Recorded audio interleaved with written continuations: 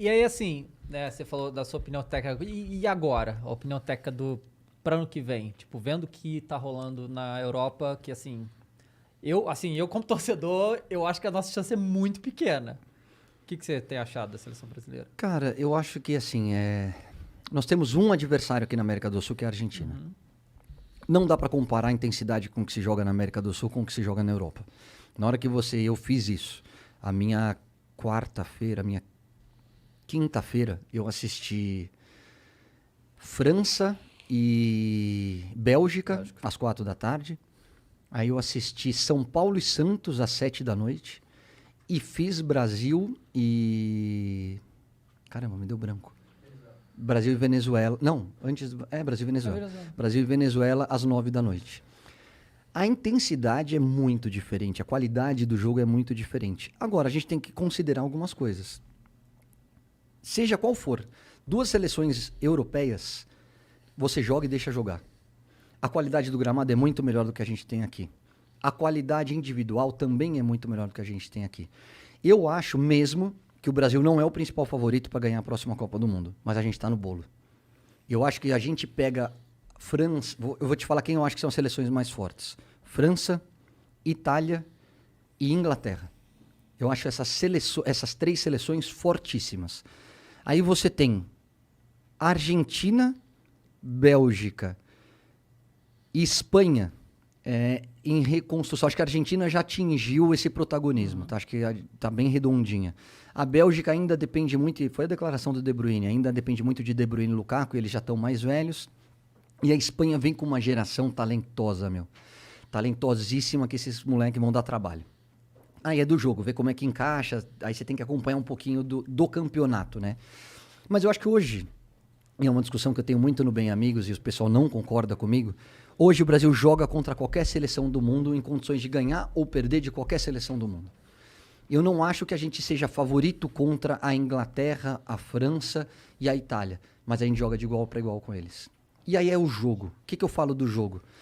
Pega a Bélgica, que foi uma das grandes seleções da última Copa do Mundo. Cara, o primeiro tempo foi horroroso, eles meteram 2-0. O segundo tempo a gente amassou eles e podia ter acabado 2-2. Então, assim, a gente tem que encaixar o jogo perfeito? Tem, mas dá pra ganhar dos caras. E a gente depende do lado coletivo. E aí, analisando um pouquinho a seleção, acho que o Brasil abriu o leque, que era uma crítica que eu sempre fiz ao Tite, foi: Tite, não fica refém de um sistema, não fica refém de um grupo de jogadores, abre. Pô, olha a seleção olímpica, eu fiz a Olimpíada, a medalha de ouro, eu falei, olha pro Arana, olha pro Matheus Cunha, olha pro Antony, olha pro Claudinho, tem uns moleques muito bons aqui que vão te dar uma resposta na seleção de cima. Olha esse Rafinha, o que jogou nesses 3 jogos, gente. Jogou pra caramba. Quem tá acompanhando o Rafinha? Cara, a gente que é do futebol, tá. A gente sabe que ele é do Leeds, que já teve proposta pra sair do Leeds, e que o Leeds tá batendo o pé na multa e fala assim, United, Paris Saint-Germain, City, você quer Real Madrid, Barcelona? Paga a multa, senão você não vai tirar o moleque daqui, não. E tem que ser assim. Esse moleque vai chegar em time de ponta, porque ele joga muito, ele é abusado, ele vai pra dentro. O Antony tá jogando fora de posição. Ele joga na função do Rafinha, mas é talentoso pra caramba. Então tem um momento que você tem que parar de trabalhar só taticamente, que é o grande diferencial do Renato Gaúcho. O Renato Gaúcho não é melhor do que o Tite na parte tática, não é melhor nem que o Rogério Ceni na parte tática. Só que ele ganha os caras. O clima é leve e ele faz o seguinte, sem a bola, marca. Você, cada um num lugar, com a bola, se diverte. Isso não significa que não seja um time bem treinado, isso não significa... Mas assim, você vê o Gabigol, que é o 9, vindo buscar a bola no meio e o Arrascaeta infiltrando. Você vê o Bruno Henrique, que joga aberto, fazendo gol de centroavante. Na seleção é mais feijão com arroz, é o centroavante fazendo gol de centroavante, o cara da direita jogando na direita, o cara da esquerda... É o que a gente fala do jogo posicional e do jogo intuitivo. O Brasil tem que ser um pouquinho mais irresponsável com a bola. O Júnior fala, ele gosta dessa anarquia, dessa bagunça. Eu também. Eu acho que tem que ter um pouco mais de Flamengo no jogo do Brasil. O Tite está tentando soltar. Ainda não conseguiu, mas está tentando. Você pensar que tem 1 ano ainda para a Copa do Mundo, na hora que você olha Antony, que você olha Matheus Cunha, que você olha Arana, que você olha Rafinha, você fala, opa, talvez a gente tenha daqui a 1 ano uma seleção mais forte do que a gente tem hoje em dia. Eu acho que o que frustra a gente, né, porque assim, a maioria, isso que é um negócio que a seleção brasileira perdeu muito o interesse das pessoas, né? A maioria nem tá vendo esses jogos aí, porque as eliminatórias são infinitas, o Brasil já tá classificado e tal, mas eu tenho visto tudo, né?